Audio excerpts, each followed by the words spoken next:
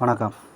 நடப்பு நிகழ்வு கரண்ட் அஃபேர்ஸை பொறுத்தமட்டில் 4ஆம் தேதிக்குரியதை பார்ப்போம். இன்னைக்கு புருனே நாட்டிற்கு பயணம் மேற்கொள்ளும் முதல் இந்திய பிரதமர் நரேந்திர மோடி இன்றைக்கி தான் போயிருக்காங்க. நேற்று அவருக்கு சிவப்பு கப்பல வரவேற்பு அளிக்கப்பட்டது.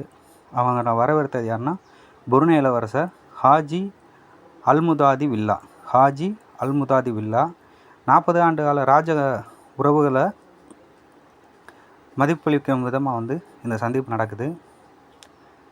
அடுத்ததாக இந்த சந்திப்பை முடிச்சுட்டு சிங்கப்பூர் பயணம் மேற்கொள்கிறாரு பிரதமர். 2 நாடுகள் கூட பயணம் போகிறதா தான் முதல்ல ஷெட்யூல் இருந்துச்சு. அதன் பிரகாரம் அடுத்ததாக சிங்கப்பூர் பிரதமர் யார் அப்படின்னா லாரன்ஸ் வாங். சிங்கப்பூர் பிரதமர் லாரன்ஸ் வாங்கும் சிங்கப்பூர் அதிபர் தர்மன் சண்முகரத்னம் 2 பேரையுமே சந்திக்கிறார். அடுத்ததாக தெலுங்கானாலும் சரி, ஆந்திர பிரதேசம், குஜராத் 3 இடங்கள்லேயுமே மிகப்பெரிய அளவில் மழை கொட்டி தீர்த்துக்கிட்டு இருக்குது. இப்போ தெலுங்கானா முதல்வர் யாருன்னா ரேவந்த் ரெட்டி.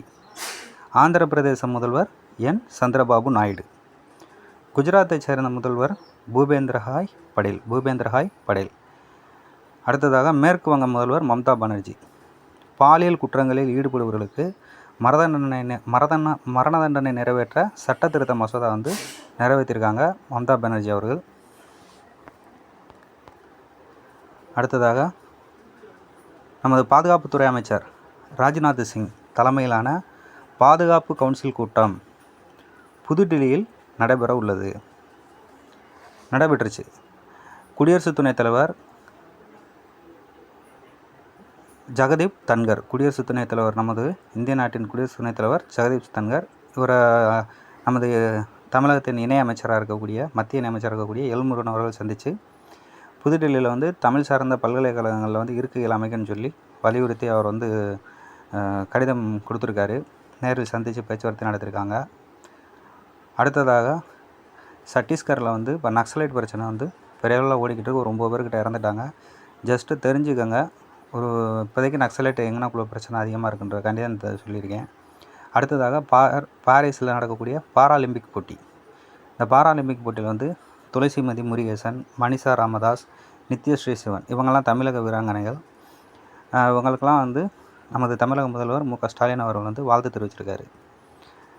நித்யஸ்ரீ சிவன் எந்த பிரிவை சேர்ந்தவங்கன்னா பேட்மிண்டன் சிங்கிள்ஸில் வெண்கல பதக்கம் வாங்கியிருக்காங்க. பேட்மிண்டன் பிரிவை சேர்ந்தவங்க தான் நித்யஸ்ரீ சிவன்.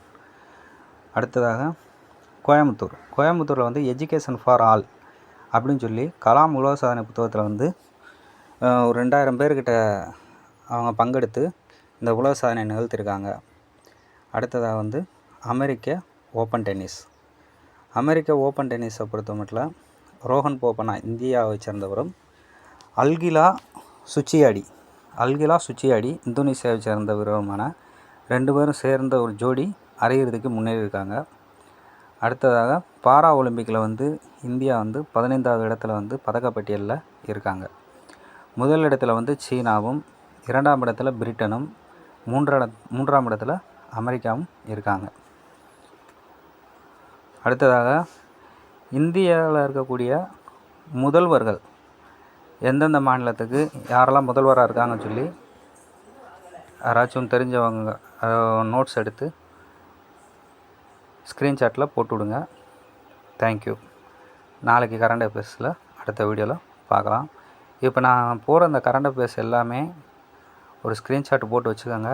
கண்டிப்பாக உங்களுக்கு இப்போ இருந்தே நீங்கள் அதை ரீகால் பண்ணிட்டே போனீங்கன்னா எக்ஸாமில் கஷ்டம் இருக்காது. கரண்ட் அஃபேர்ஸை பற்றி பயப்பட தேவை இருக்காது. அதனால் ரெகுலராக நீங்கள் அதை கேட்டுக்கிட்டே வாங்க. தேங்க்யூ.